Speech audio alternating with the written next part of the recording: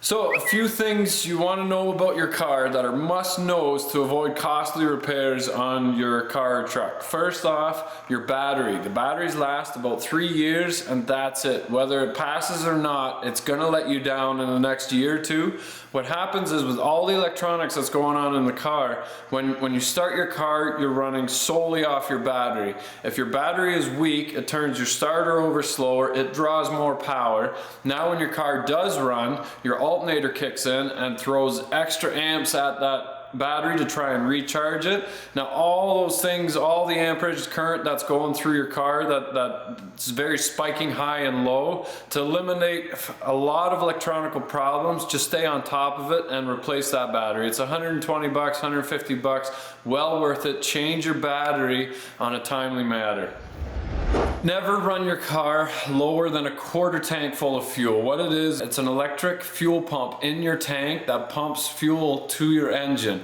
And it's a whole bunch of tiny little windings in there, and it actually uses the gas to keep it cool. What happens when it gets below a quarter, it's not enough fuel sloshing back and forth to keep that pump cool. And especially if you're on a long road trip, if you run it right dry and then go to a gas pump to fill it up, now you've got a really hot fuel pump and you're pouring 15 degrees Celsius fuel on it, and it's a big shock for it. And you do that too many times and you're going to burn out your pump prematurely. There's $400, $500, $600 gone for no reason. So just keep that tank above a quarter.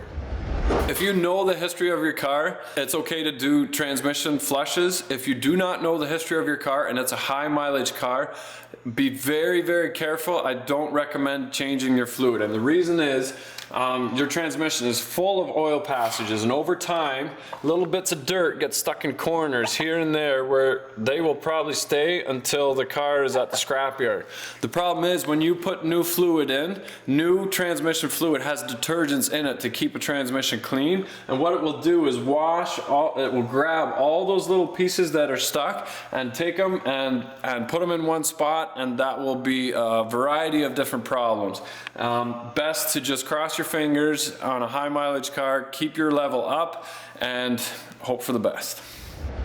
If the road conditions aren't perfect or ideal, especially in the winter, you want to leave your cruise control off. What you want to do is, when you do hit a drift unexpectedly, just let go of the throttle and coast through it. Don't lock up the brakes and don't fight the cruise or panic. That one extra step is what you might need to keep control of your car. Keep the car pointed, the steering wheel, in the direction you want to go, and look at where you want to go.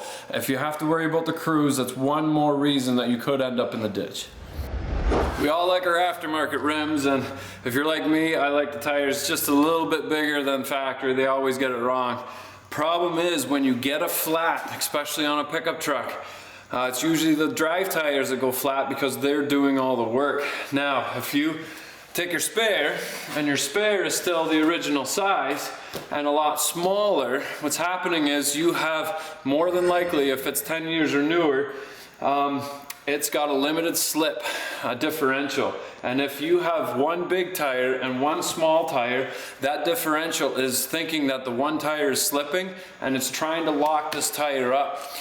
So that, in a matter of about 10 kilometers, 10 miles, you will have destroyed your diff, and there goes $1,000 easy.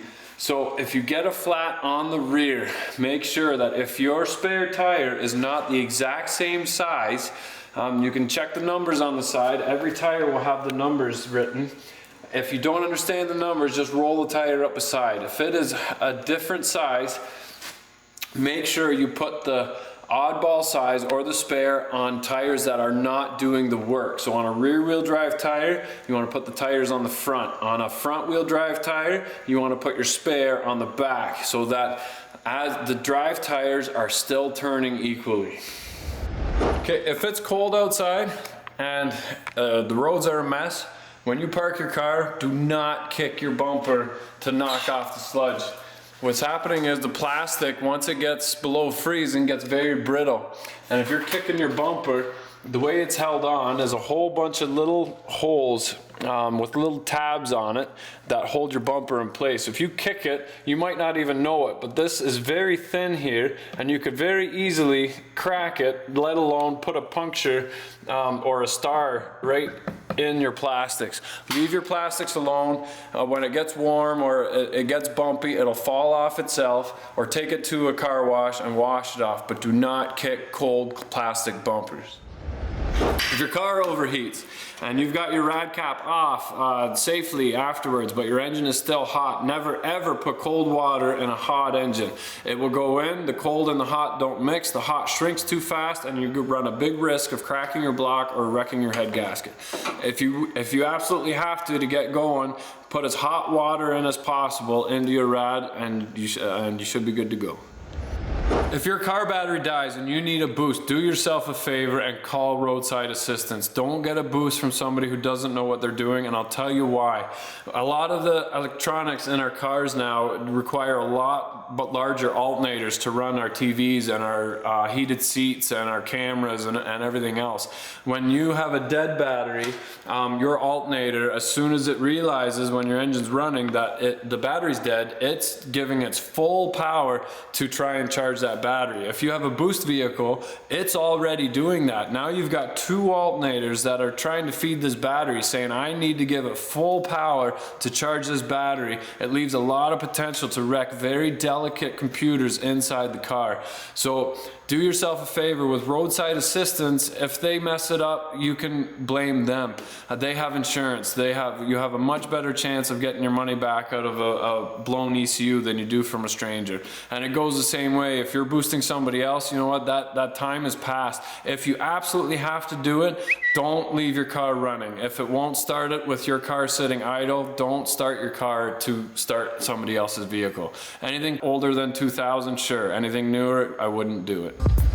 Hey, you're still watching, great. Don't forget to like and subscribe. You never know what you're gonna get. If it's got a throttle, we work on it. Help support the channel by picking up a Tape Boss off tapeboss.com. And remember, if you're not filthy, you're not rich.